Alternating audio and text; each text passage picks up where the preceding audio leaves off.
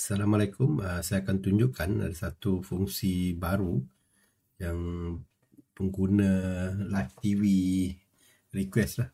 Okay, apa yang kita perlu lakukan adalah untuk testing ni, dalam live TV camera ni saya masukkan webcam sebab komputer yang saya gunakan ni, kamera yang saya gunakan adalah webcam lah.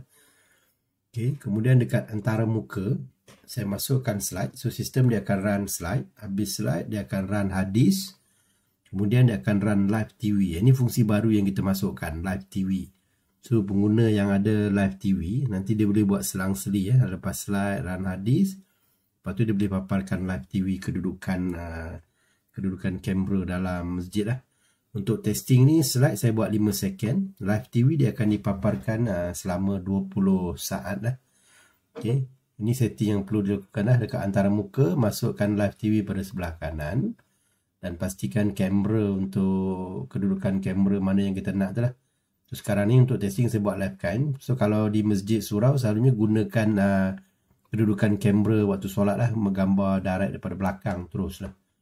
Okay. Kemudian dalam live TV setting, klik pada waktu kuliah sini, default kamera kita set. So kalau untuk masjid surau, gunakan solat lah.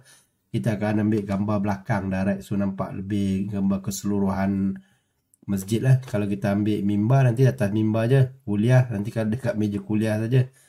Okay, so solat ni gambar yang cantik lah. Gambar belakang, daripada belakang sekali. Okay, untuk testing ni saya guna webcam. Simpan.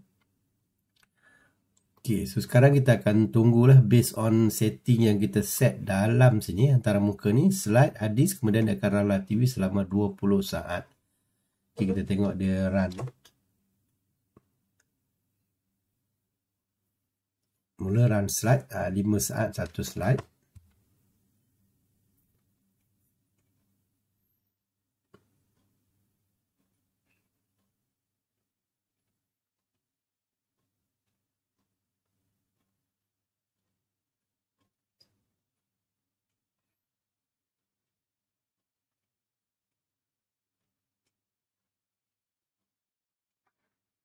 Ini slide mengikut hari.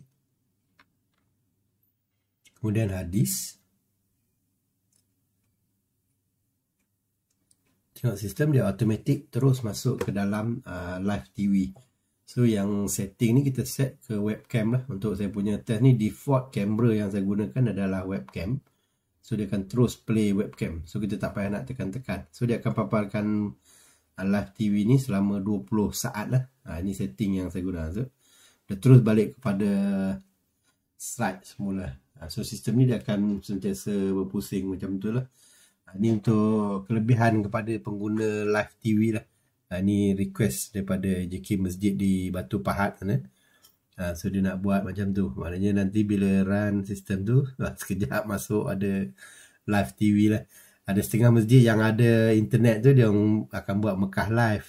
Yang ni dia ada live TV, dia ada kamera tu. Dia ambil package live TV package. So dia boleh buat paparkan live TV di TV tu lah. So kedudukan live di situ. Mungkin akan datang dia buat tambahan kamera ke untuk kedudukan tempat lain pula. Semuanya dia akan run mungkin daripada bahagian luar ke macam mana kan. So kalau nak buat live, kalau live Facebook tu nanti dia lagi cantik lah. Maknanya dah ada kamera, dah tunjuk kedudukan live dalam masjid tu sendiri. Okay, ni dia akan ulang 20 saat. Okay. Sekian, terima kasih.